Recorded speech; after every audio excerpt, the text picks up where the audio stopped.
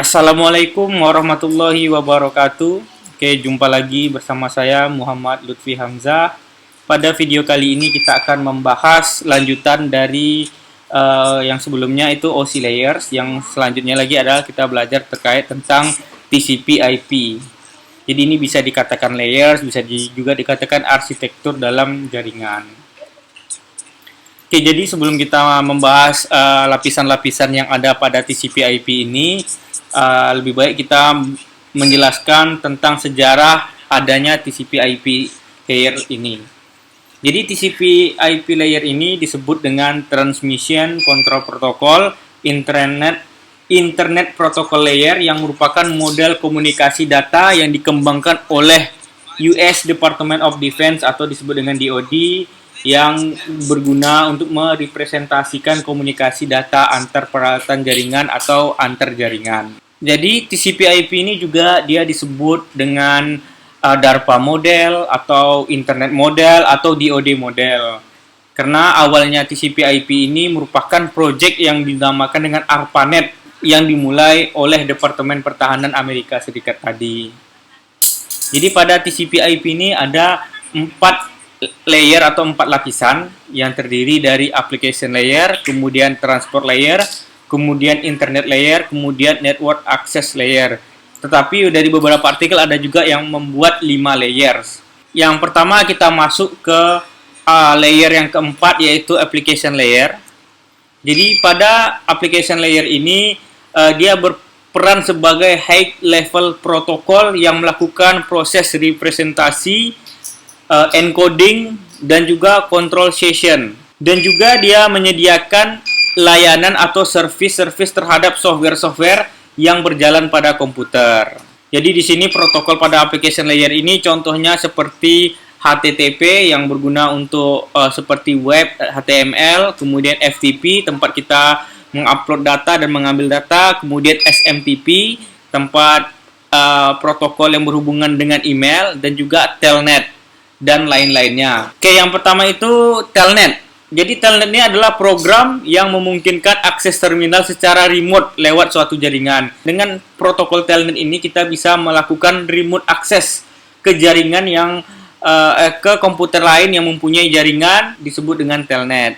Kemudian disebut juga ada SMTP, yaitu Send Mail Transfer Protocol, yaitu merupakan protokol yang sering kita lihat apabila kita melakukan setting email ya di Outlook atau di handphone kita juga, karena protokol ini berhubungan dengan pengiriman pesan ataupun email. Kemudian ada juga kita lihat kalau di pengaturan email pada Outlook, pada handphone kita, pada Gmail kita, itu kita lihat nanti ada settingan POP juga, yaitu merupakan protokol post office protokol yang berguna untuk mengambil dan menerima pesan.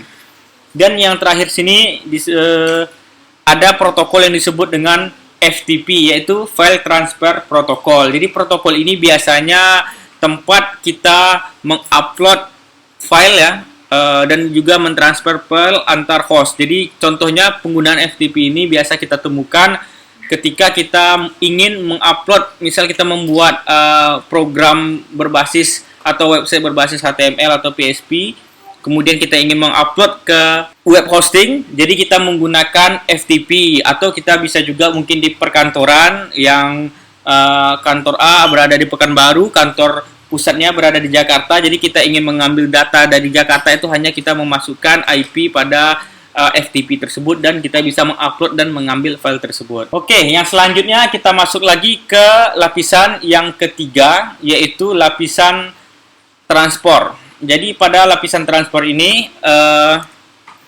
dia berfungsi itu menyediakan service transport sesuai dengan namanya dari host pengirim ke host penerima. Jadi juga di sini dia melakukan namanya segmentasi data dari layer application yang sebelumnya pada sisi pengirim, kemudian menyusunnya kembali pada sisi penerima. Jadi di sini data itu diubah menjadi suatu paket data, dan di sini juga menentukan metode pengirimannya, kemudian melakukan namanya flow control, kemudian melakukan juga error connection terhadap paket data. Jadi di sini terdapat 2 protokol utama. Yang pertama itu adalah TCP, yaitu Transmission Control Protocol, Yang kedua itu adalah User Datagram Protocol. Jadi yang pertama itu TCP. Jadi TCP ini berfungsi untuk mengirimkan data ke tujuan. Jadi di sini dia nanti memeriksa kesalahan, kemudian mengirimkan error ke lapisan atas hanya apabila TCP ini tidak berhasil mengadakan komunikasi. Jadi di sini dia nanti misal kita melakukan koneksi antara komputer A ke komputer B, misalnya datanya itu tidak terkirim, maka pada protokol ini dia akan mengirim kembali. Itulah protokol TCP. Sedangkan protokol yang kedua itu adalah protokol UDP atau disebut dengan User Datagram Protocol. Jadi UDP ini dia memberikan alternatif transport untuk proses yang tidak membutuhkan pengiriman yang handal. Jadi di sini misalnya terjadi putus jaringan, dia tidak akan mengirim lagi data yang sedang dilaksanakan. Contohnya kita melakukan video call. Ketika si A melakukan video call kepada si B, tiba-tiba jaringannya itu error. Jadi dia tidak mengirimkan data-data yang sebelumnya ketika data error tersebut ke komputer atau ke si B.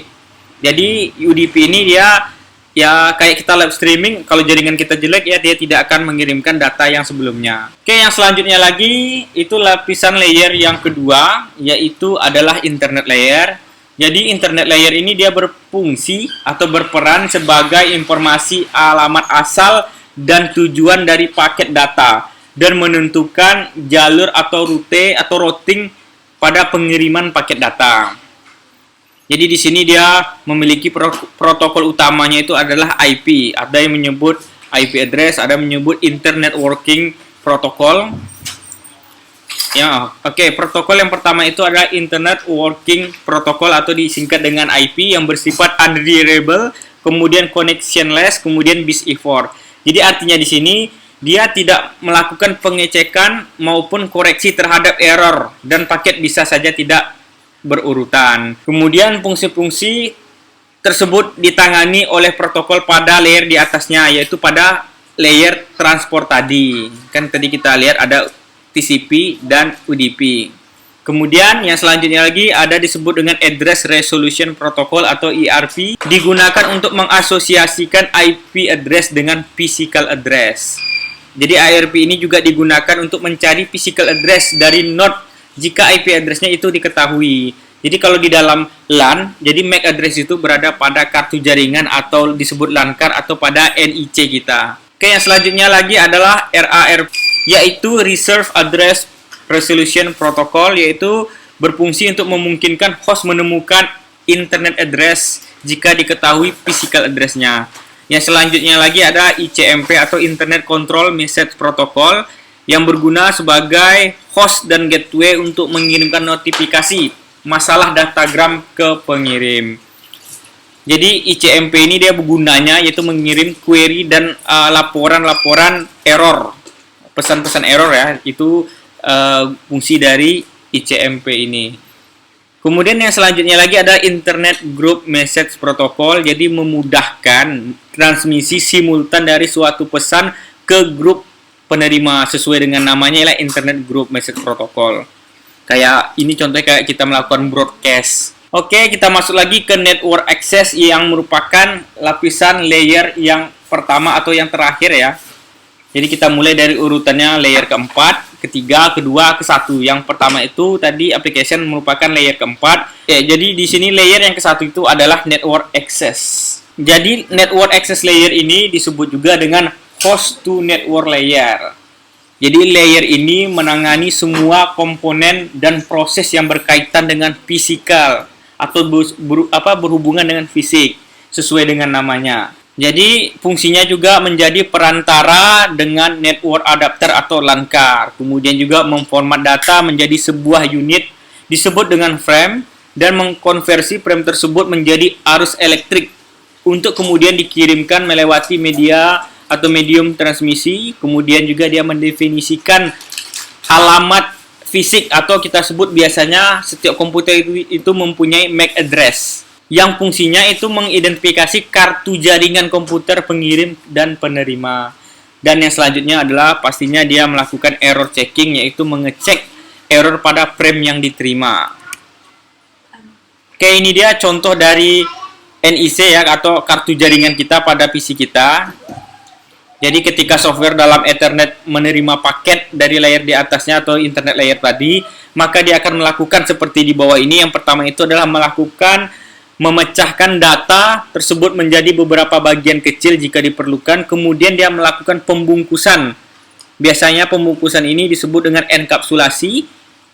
Dia membungkus bagian-bagian tersebut dengan header yang berisi informasi dibutuhkan oleh adapter pada sisi penerima untuk memproses frame. Hasilnya berupa frame. Kemudian menyerahkan frame tersebut pada komponen yang lebih rendah yang bersesuaian dengan physical layer pada model OC, dan kemudian akan mengkonversi frame tersebut menjadi arus listrik dan mengirimkan melalui media transmisi atau kabel. Jadi ini dia perbandingan antara model OC layers dengan model TCP/IP layers.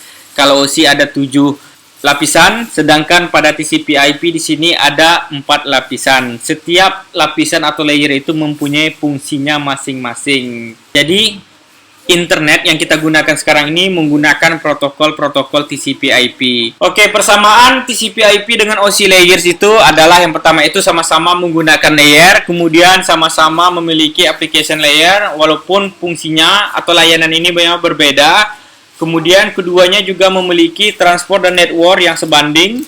Kemudian juga kalau kita menjadi orang network engineer wajib mempelajari model referensi 2 ini, yaitu OC dan TCP/IP. Kemudian perbedaan antara model OC dan TCP/IP.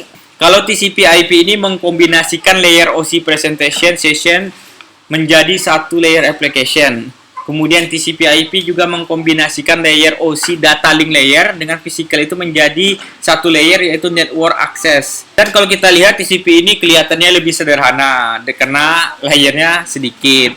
Dan pada TCP layer transport menggunakan UDP, tidak selalu menjadi pengiriman paket reliable atau dapat dipercaya, tidak seperti layer transport pada OC. Kan kalau pada protokol UDP tadi, misalnya terjadi error jaringannya, dia tidak akan mengirimkan lagi data-data yang ketika error tersebut.